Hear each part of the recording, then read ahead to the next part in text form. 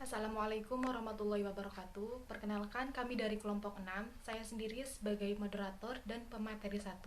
Kami akan menjelaskan materi distribusi diskrit, di mana distribusi diskrit terbagi menjadi 4 bagian. Yang pertama, distribusi probabilitas yang akan disampaikan oleh saya sendiri atas nama Rika. Materi kedua yaitu distribusi binomal yang akan disampaikan oleh Haza Nur Khalifah. Materi ketiga, distribusi hipergeometri, akan disampaikan oleh Intan Kurniawandita. Dan terakhir yaitu materi keempat, distribusi Poisson, yang akan disampaikan oleh Lucky Anita Batang. Mari kita mulai untuk materi pertama, yaitu membahas tentang probabilitas atau peluang. Distribusi probabilitas sendiri itu merupakan besarnya kemungkinan suatu peristiwa akan terjadi. Berdasarkan pengertian probabilitas tersebut, terdapat beberapa hal yang penting, yaitu besarnya kesempatan dan peristiwa akan terjadi. Besarnya kesempatan dari suatu peristiwa akan terjadi adalah antara 0 sampai 1. Nah, dalam probabilitas ada pendekatan yang bertujuan untuk mengetahui peluang, yang terbagi menjadi dua bagian, yaitu yang pertama, pendekatan objektif. Pendekatan objektif ada dua bagian, yaitu probabilitas klasik. Probabilitas klasik adalah kejadian yang akan menghasilkan peluang sama besar. Rumusnya PA X dibagi N, di mana X adalah hasil yang diharapkan dan N adalah hasil kemungkinan suatu peristiwa akan terjadi. Kemudian yang kedua ada probabilitas relatif. Probabilitas relatif itu adalah suatu kemungkinan peristiwa akan terjadi berdasarkan frekuensi sebelumnya. Rumusnya yaitu PA sama dengan FA dibagi N. Selanjutnya ada pendekatan subjektif. Maksudnya subjektif di sini adalah suatu peristiwa berdasarkan kepercayaan seseorang. Nah, selanjutnya ada probabilitas. Kita harus mempelajari tentang gabungan dan irisan. Yang pertama ada gabungan. Gabungan adalah suatu kejadian A atau B atau sebaliknya dalam satu tindakan. Kata kuncinya adalah atau, di mana lambangnya adalah A gabungan B. Lambang gabungan di sini seperti huruf U. Kemudian yang kedua ada irisan. Irisan adalah suatu kejadian A atau B dalam satu tindakan. Kata kuncinya adalah dan, di mana lambangnya irisan B. Lambang irisan di sini seperti huruf N. Aturan dalam menentukan probabilitas ada dua. Yang pertama, angka yang dihasilkan probabilitas harus dari 0 sampai 1, di mana 0 artinya adalah suatu peristiwa yang tidak mungkin terjadi, dan 1 adalah suatu peristiwa diyakinkan akan sangat terjadi. Dan yang kedua adalah jumlah dari sampel yang akan diteliti berjumlah sama dengan 1. Kemudian ada macam-macam kejadian. Yang pertama, kejadian terpisah, di mana jika terjadi suatu kejadian tidak akan muncul kejadian yang lain dalam waktu yang sama. Rumusnya yaitu PA gabungan B sama dengan PA plus PB. Yang kedua ada kejadian tidak terpisah, yaitu kejadian yang terjadi tidak akan menghilangkan kejadian yang lain untuk terjadi. Tapi di mana bisa kejadian yang terjadi itu mungkin gabungan dari kejadian yang akan diteliti. Rumusnya yaitu PA gabungan B sama dengan PA plus PB dikurangi PA irisan B. Kemudian yang ketiga yaitu ada kejadian bebas, yaitu suatu peristiwa yang terjadi tidak dipengaruhi oleh peluang peristiwa yang telah terjadi. Dilambangkan dengan PA irisan B sama dengan PA dikali PB. Kata kuncinya di sini adalah dan. Kalau dan berarti kita menggunakan kali dan lambang irisan. Kemudian yang keempat ada kejadian tak bebas. Nah, kejadian tak bebas di sini maksudnya adalah kejadian munculnya peluang yang terjadi dipengaruhi oleh kejadian yang telah terjadi. Dilambangkan dengan PA irisan B. PA dikali PB setelah peluang A, atau PB irisan A sama dengan PB dikali PA setelah peluang B. Selanjutnya kita akan membahas tentang contoh soal dari macam-macam kejadian probabilitas. Yang pertama yaitu kejadian terpisah. Contoh soalnya, ada 10 buah mangga, 8 jeruk, dan 2 apel. Probabilitas terambil buah mangga atau jeruk adalah Karena di soal kata kuncinya atau, maka kita memakai tanda plus dan lambangnya gabungan. Maka untuk menjawabnya yaitu P mangga digabung jeruk. P mangga ditambah P jeruk sama dengan 10/20. 20 didapat dari jumlah buah ditambah 8/20, hasilnya 0,9. Jadi probabilitas terambilnya buah mangga atau jeruk adalah 90%. Kemudian selanjutnya contoh kejadian tidak terpisah. Sebuah dadu dilempar, maka berapa probabilitas munculnya mata dadu genap atau 6? Nah, karena di sini kata kuncinya atau, maka kita masih memakai tanda plus dan lambangnya gabungan. Cara menjawabnya yaitu mata dadu genap itu ada berupa angka 2, angka 4, dan angka 6. Nah, jumlahnya ada 3. Mata dadu yang berangka 6 itu ada 1. Lalu kita masukkan ke dalam rumus P A gabungan B sama dengan 3/6 ditambah 1/6 dikurangi 1/6. Kenapa dikurangi 6? Karena ada angka yang sama di genap dan 6-nya itu angka 6. Hasilnya adalah 3/6 sama dengan 0,5.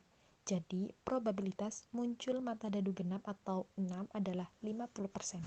Kemudian contoh nomor 3 yaitu kejadian bebas. Soalnya, probabilitas lulus mata kuliah statistik Ani 0,80 dan Dodi 0,95. Probabilitas Ani lulus mata kuliah statistik dan Dodi tidak lulus adalah, cara menjawabnya yaitu peluang Ani lulus irisan Dodi tidak lulus sama dengan 0,80 dikali 0,05. Nah, 0,05 itu dari mana? 0,05 itu karena peluang Dodi lulus. Jadi 0,95 berarti peluang Dodi untuk tidak lulus itu 0,05 sama dengan 0,04. Nah, jadi probabilitas Ani lulus mata kuliah statistik dan Dodi tidak lulus mata kuliah statistik adalah 4%. Kemudian contoh yang terakhir yaitu dari kejadian tidak bebas. Soalnya ada bola warna merah 2, biru 3, dan kuning 5. Diambil bola secara berturut-turut tanpa pengembalian. Probabilitas terambilnya yang pertama warna merah dan yang kedua kuning adalah, nah, karena di sini kata kuncinya adalah dan, maka kita pakainya kali dan lambang irisan.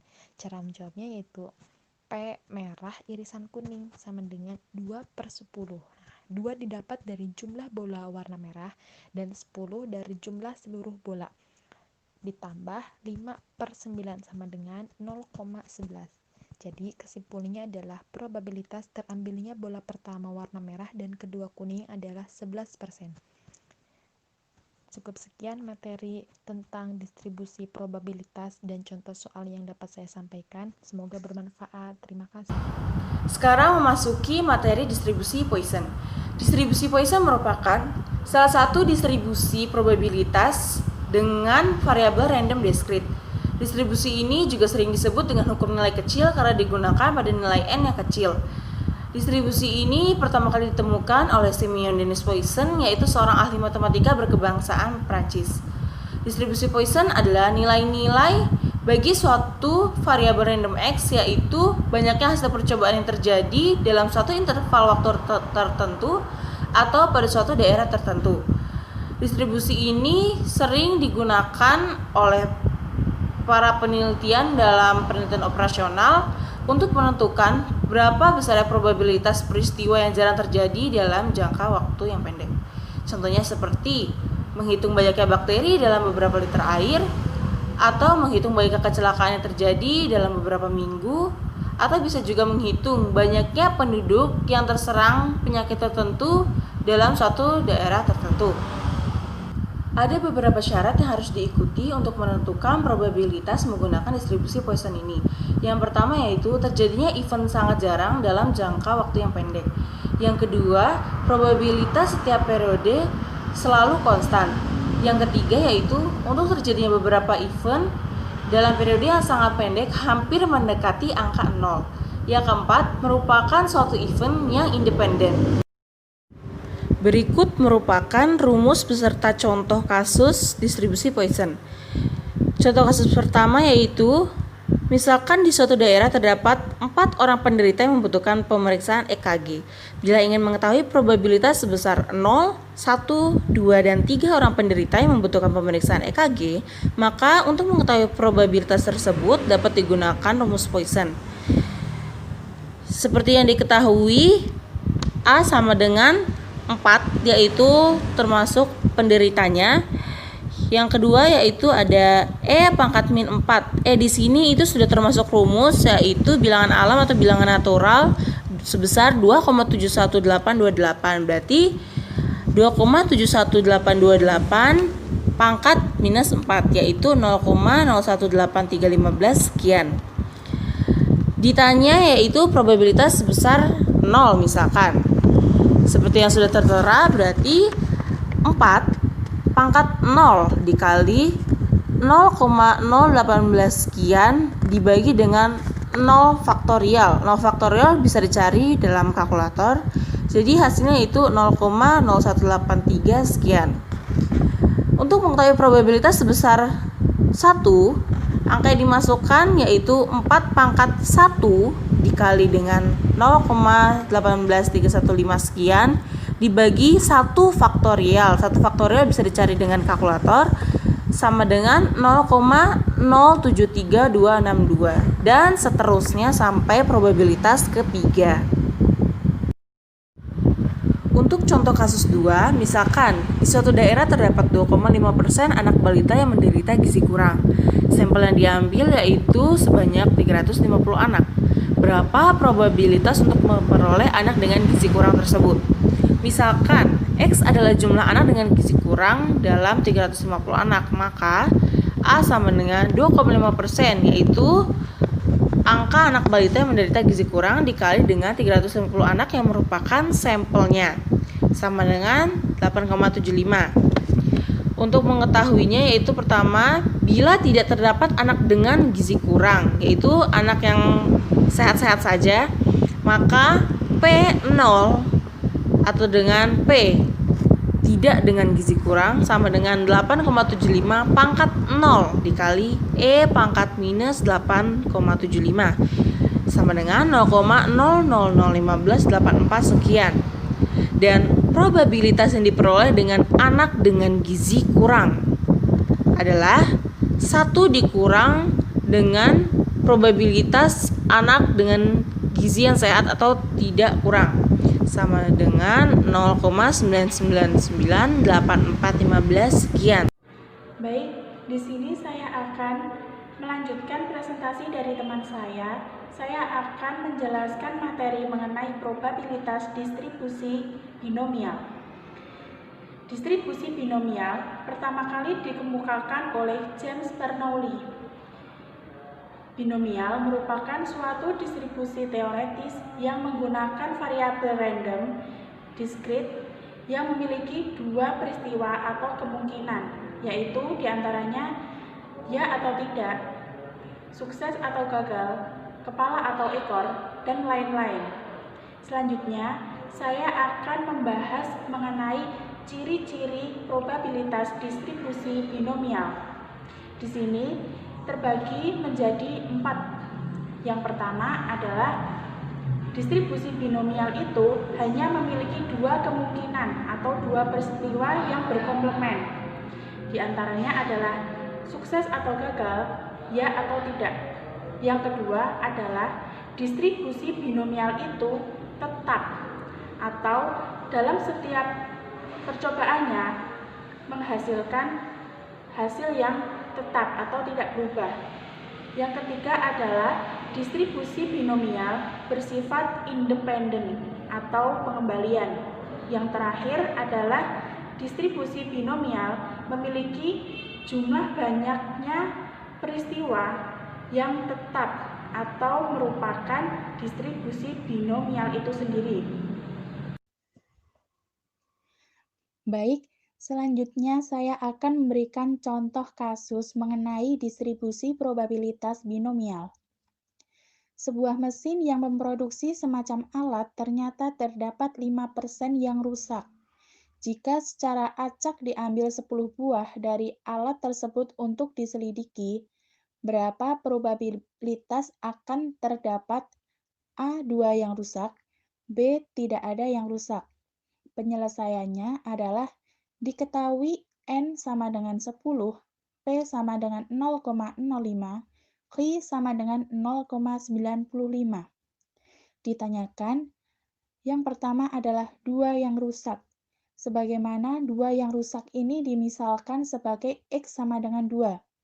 Jadi, P X sama dengan 2 sama dengan C2 pangkat 10 dikali P pangkat 2 dikali Q 10 min 2 sama dengan 45 dikali 0,05 pangkat 2 dikali 0,95 pangkat 8. Hasilnya adalah 0,075. Selanjutnya ditanyakan yang tidak ada yang rusak. Sebagaimana dimisalkan yaitu X sama dengan 0.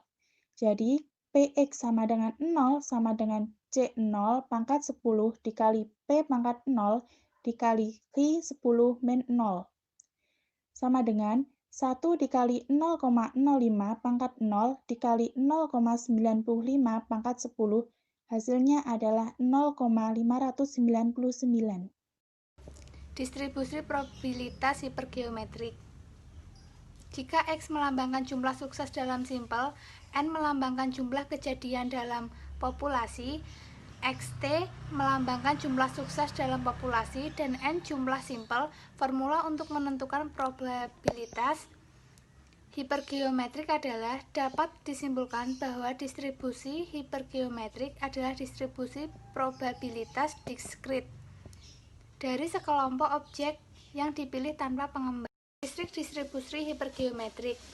Sampel random. Sebuah sampel random berukuran N diambil dari suatu pengembalian dari N item atau populasi. Sukses dan gagal. K dari N item dapat diklarifikasikan sebagai sukses dan N K diklarifikasikan sebagai gagal. Kesimpulan keduanya, jumlah sukses yang terjadi dalam suatu eksperimen hipergeometrik disebut dengan variabel random hipergeometrik, dan distribusi probabilitas dari variabel random ini disebut dengan distribusi hipergeometrik.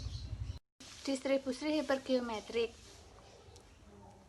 Simbol distribusi hipergeometrik. N sama dengan total populasi atau sampel, K jumlah benda yang diberi label berhasil yang tersedia, N sama dengan jumlah percobaan atau jumlah sampel yang dipilih, X sama dengan jumlah kejadian yang sukses. Rumus distribusi hipergeometrik. Rataan atau nilai min dari suatu distribusi hipergeometrik dapat diperoleh dengan rumus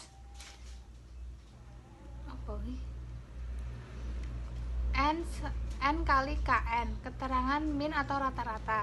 Nilai harapan distribusi hipergeometrik adalah jumlah dari semua hasil perkalian antara nilai variabel random dengan nilai probabilitas hipergeometrik dari nilai tersebut yang dirumuskan sebagai berikut. E sama dengan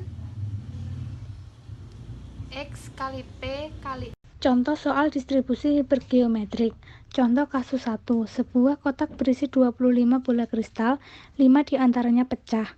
Apabila diambil 4 buah bola secara acak, berapa probabilitas 2 diantaranya pecah? Jawab, diketahui N sama dengan 25, N sama dengan 4, K sama dengan 5, X sama dengan 2. Ditanyakan, P kali X sama dengan 2. Penyelesaian, 10 kali 190 dikali 12.650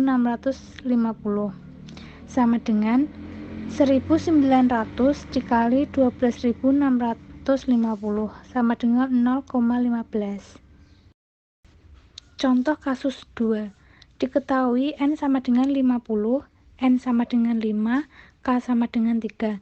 Ditanyakan A, P kali X sama dengan 0, B, P kali X sama dengan 0, X sama dengan 1. Penyelesaian A sama dengan 0,724, B sama dengan 0,253. Jadi peluang yang paling banyak seorang dari 5 orang yang lahir pada 2 Desember adalah P X sama dengan 0 ditambah P X sama dengan 1 sama dengan 0,724 ditambah 0,253 sama dengan 0,977. Sekian presentasi dari kelompok 6. Kurang lebihnya kami mohon maaf. Wallahul muwaffiq ila aqwamit thoriq. Wassalamualaikum warahmatullahi wabarakatuh.